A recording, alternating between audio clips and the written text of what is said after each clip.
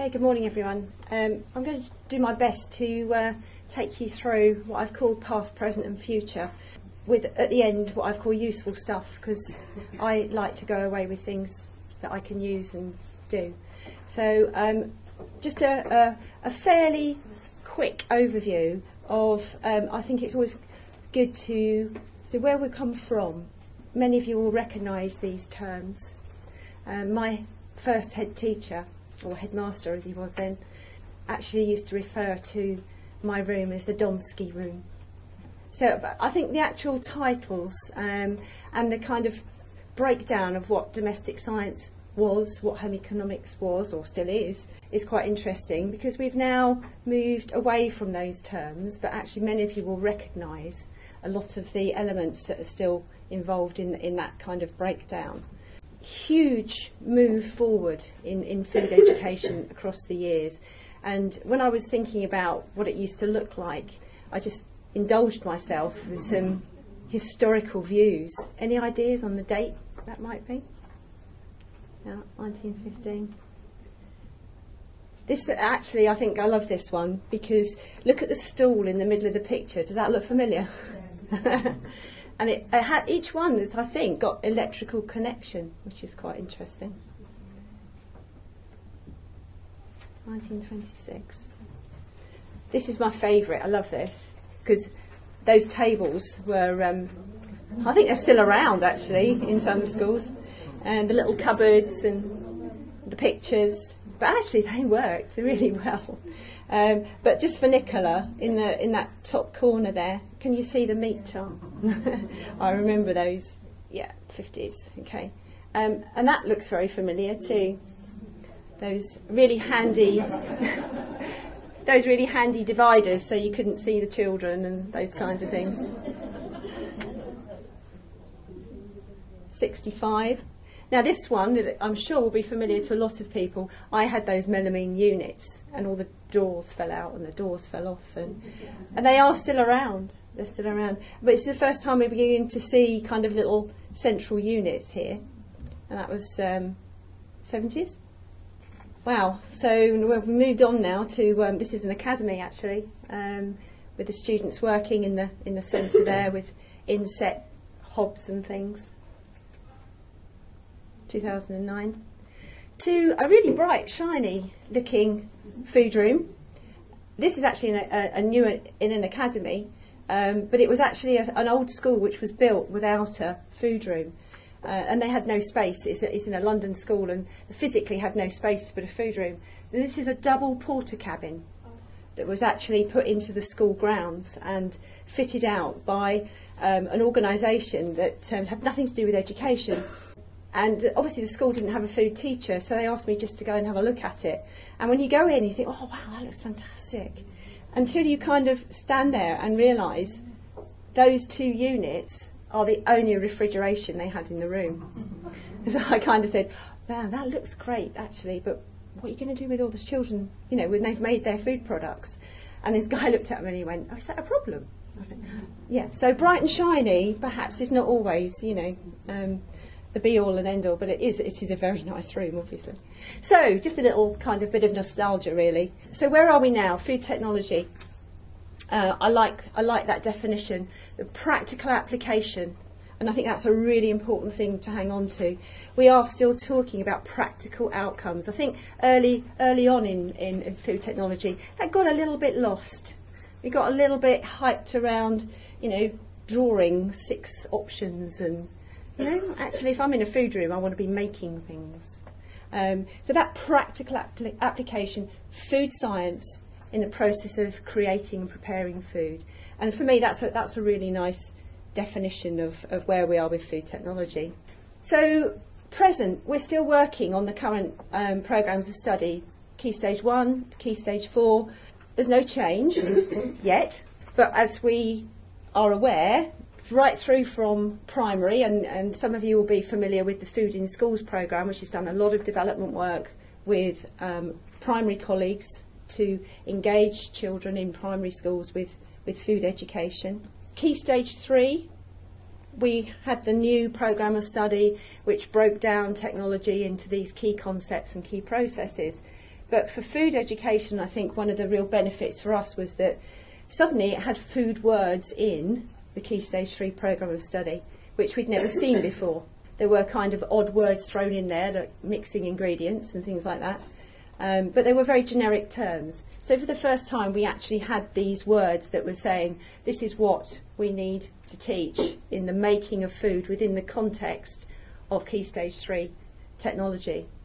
Key Stage 4 continues to be really, really popular, although I'm sure some of you may have some thoughts to perhaps feed back on what's happening currently with Key Stage 4 and option choices and so on. But you'll see against the other subjects in D&T that food technology is second in choices. The slightly worrying issue there is the reduction in the number of students annually taking the subjects. The only one which is moving up, as you can see on the bottom right hand side there, is product design, and you may see that replicated in your own schools. I think some of the issues there obviously is around when technology became not a compulsory subject, and some of you may have some interesting feedback which I'd be very interested to pick up from you, if it has had an impact, if your specialism in technology has changed in school, and that means you've dropped technology as a requirement for every student. But the important thing is there, food technology, and I haven't pulled out all the other kind of GCSE catering and so on in this slide, but it's there, it's a popular option. That's where we are now, but obviously we all know going on behind all this is the school's white paper and the changes that perhaps this what is called a radical reform for the school system may have to not just food technology but across design and technology. The review is ongoing. There was a big call for evidence which closed in April this year, which is now being obviously looked at. Currently the focus is on the core subjects and PE, and the government is looking at that with a review panel for new programmes of study to be taught in 2013. The idea is that they'll come into school the year before and then they will be implemented in 2013. That's just for the core subjects. In the meantime, they're also looking at the foundation subjects, obviously, and including D&T. Actually, the fundamental question is, should it be part of the national curriculum? If it is part of the national curriculum, are there going to be statutory programmes of study? And if so, what do they look like? This is such a key bit of legislation, obviously, for D&T and other foundation subjects. So if they will probably go out for another call for evidence, it's really, really important the subject community has a voice in that call for evidence. There was really good feedback in the last phase for D&T. So I think, keep an eye on that, because if you can make representations, please do. And certainly many of you will be members of the Design Technology Association, who are really kind of spearheading feedback on that. So we'll be looking for, if we do get draft programme of study for 2013, for teaching in 2014. So that's obviously a few years ahead. So in the meantime, we're continuing with the current programme of study. Alongside all this, obviously, is the English Baccalaureate, or the EBAC as it's becoming known. Lots and lots of issues, and we haven't got time to go into those today, but what I would be really interested to know is if you have any evidence or information about the effect of any EBAC changes or issues that are going on in your own school, because we are trying to build an evidence base to have something that actually says, schools are looking at the EBAC, and some subjects, and food technology may be one of them, are being a little bit sidelined because of the focus on the core subjects. Where in fact there is actually no compulsion about having the EBAC, but many heads are actually looking at that and saying, this is what we need to do for our school. So again, I'll be quite interested if anybody's got a little bit of feedback on that, because the more evidence we can gather, the better, really. Okay, licence to cook. Many of you will be familiar with licence to cook, I'm sure. Really popular programme that, as a consortium with British Nutrition Foundation, Design Technology Association and Especially Schools and Academies Trust, did on behalf of DFE. The contract has come to a close now. It closed in March this year, but we did manage to persuade them that it would be a little bit of a silly thing to do, to actually finish the programme mid-school year. So they did provide the opportunity for us to continue through to July to keep the website running. We're in the process at the moment. It's been quite a long process in organising the content of the Licence to Cook programme to be placed on an alternative website. And as soon as we've got the absolutely final kind of go ahead with that, then we'll put the information up on the front page. So it's been a popular programme. It has made quite a lot of changes in many schools, particularly those where they didn't have any food education. You know, for many schools there was a lot of this kind of work going on already, but for some schools it was a great support in terms of providing a framework. Okay, very quickly then, I'm not going to dwell on Ofsted. Changes in Ofsted, the currently 2009 framework. In the framework it says about adopting healthy lifestyles, and there has been reporting back on healthy lifestyles within the school. Some of you may have been involved with Ofsted. There will be changes to the Ofsted again, the Ofsted framework, consultation earlier this year. There have been trial inspections during this summer term. Has anybody been involved with a trial inspection here? No? Okay.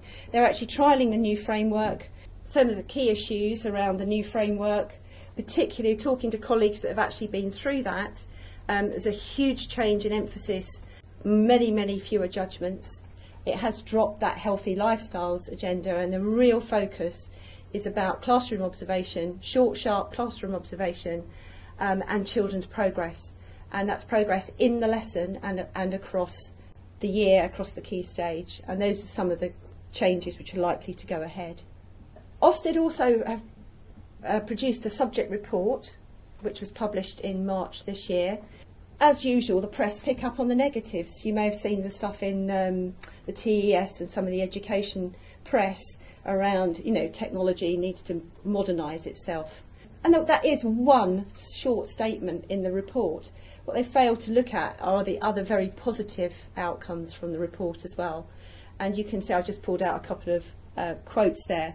And as we can see, nationally, it continues to be the most popular subject after the core. If you haven't seen it, Meeting Technological Changes, you can get it off the Ofsted website. And if you don't want to wade through the whole report, there's an executive summary which just pulls out the key parts of the report.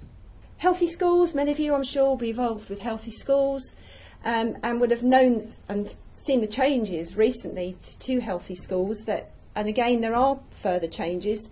Again, it's been decentralised, so you don't necessarily have the healthy schools people in place anymore. What's happened is that the government have transferred all the information from Healthy Schools website onto the DFE website, and they are now calling this plan, do and review model, where it is basically up to schools to use the toolkit which they've produced to implement the healthy schools on a school basis. So it's gone from the national and the regional. I think some regions are still holding on to a regional or local healthy schools person, but there's quite a chunky toolkit there on the DFE website. If you're involved with that, do have a look at it. Vocational. Many schools obviously have moved into looking at a different range of vocational qualifications for young people in food education, from BTECs and diplomas and various other qualifications. Changes afoot there obviously as well because of the Wolf report. Wolf and her team were tasked to look at vocational education, and again there was a bit of a negative press around this, looking at what we shouldn't be doing with young people. From that, the government have accepted the recommendations that were made by Wolf and her team, and what I've done here is just to pull out some of the key recommendations I think which may have an impact on food education, particularly looking at industry professionals teaching in schools. So many of you may have links with local FE colleges or other industry-based professionals that can actually or will be able to teach on catering courses and so on. Again, there's a huge amount of detail there, the government response, which actually goes through each of the recommendations that Wolf has made on vocational courses. Again, the executive response just to pull out the key issues. Future, who knows? My favourite man of the moment. Who knows what will happen? You know, I've just zipped through some of the key changes there in terms of curriculum, in terms of vocational courses, and so on.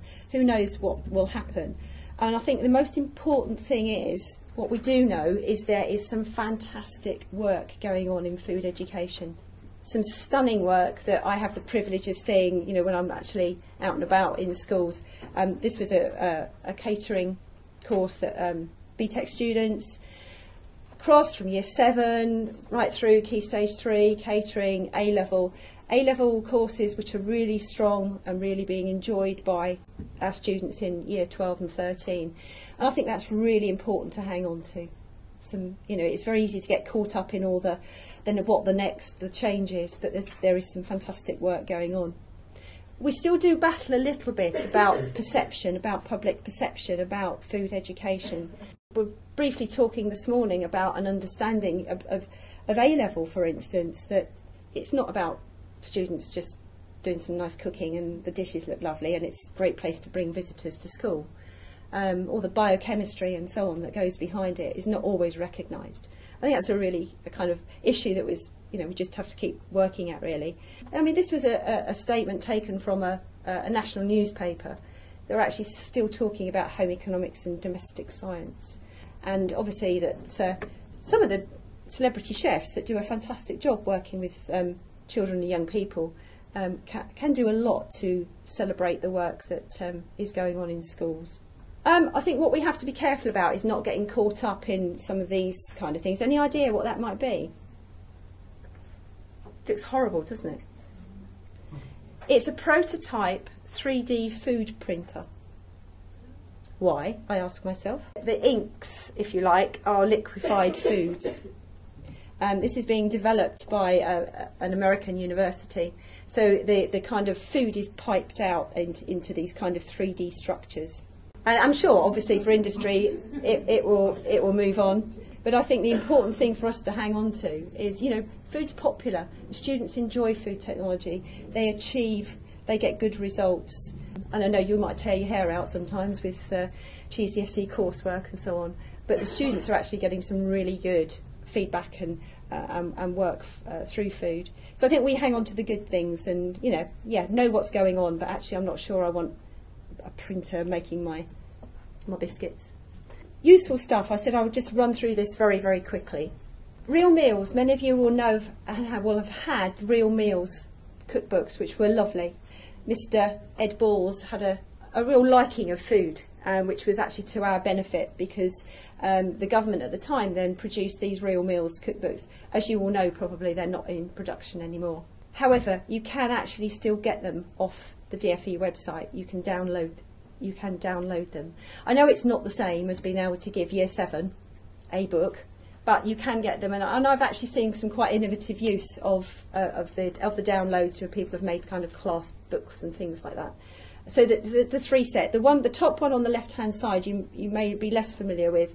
That was one which was primarily done for Key Stage 2, top end Key Stage 2.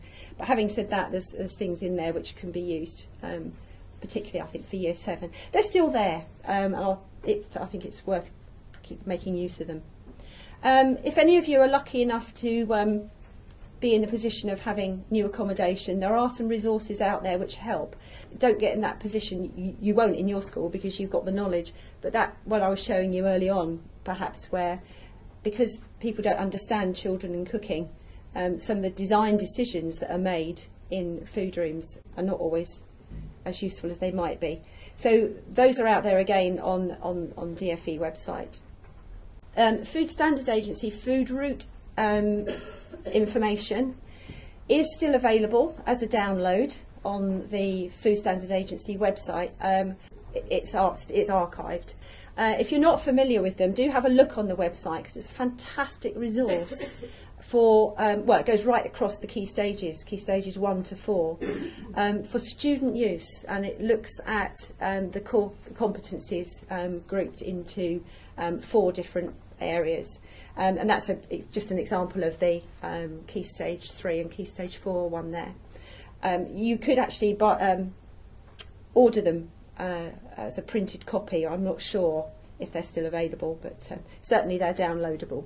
This document here was produced for use with PGCE students. However, I think it's got some really, really useful information in there. It's a TDA publication, and it looks at working with students with SEN. So if you need something, if you've perhaps got PGC students or you're working with NQTs, it's a really useful document still to have a look at. Something totally different. This is something that I came across, and I just thought it had got a useful application, actually, working more in Key Stage 4 and 5. It's called Wall Wisher. I don't know if anybody's seen it on the web.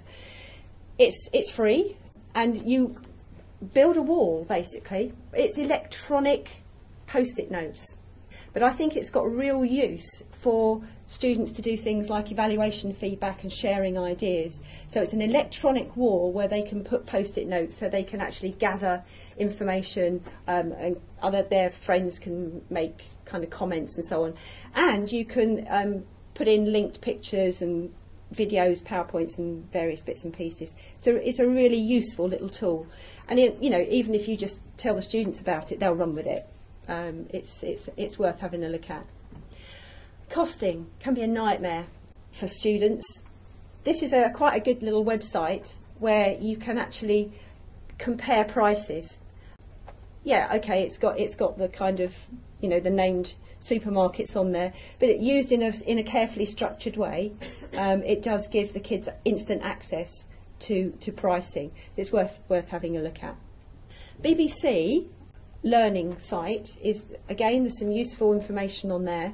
It's not one that necessarily kind of pops up high, but if you go into the food and catering area, there's a really good section on catering and hospitality. So if you're looking at doing your GCSE or other BTECs, it's worth having a quick look through. There's some quite nice fact sheets and various things on there. Okay, SurveyMonkey. I'm sure many of you will know about SurveyMonkey or have been sent links to SurveyMonkey. But it's, again, a useful one for students to do their own surveys, because if you've got a school account, you can use it, and it stops those thousands of bits of paper that you get and they want to stuff in their portfolios. And the students, again, will set up and run with SurveyMonkey very easily. So you can set up a school account, and if they want to do surveys, they can do it in a very concise way using SurveyMonkey. Timers, again, hugely popular. Free one, you can download, use it on your interactive whiteboard, and use it really well to give kids timelines, time chunks in a lesson. Just a very quick, easy thing to download. The Good Food website, I'm sure you might use this personally, and I'd never thought about it, and I was in a school working with some GCSE students, and what they'd all done was set up their own binders for their recipes in BBC Good Food website. I know for some schools you might find it blocked, but that particular school, it was working. They'd got their own binders, so they had no printed recipe. You can get sheets of paper. It was all set up in the binder, which I thought was quite a nice use of the website. And it also exposed them to looking at different recipes rather than perhaps those you'd rather than not look at, which has got American quantities and so on, which is quite time consuming. Okay, British Library have got a web area called Learning, and I'm actually, if you look at the left-hand side, I'm actually in the citizenship area there, and they have one called Food Stories.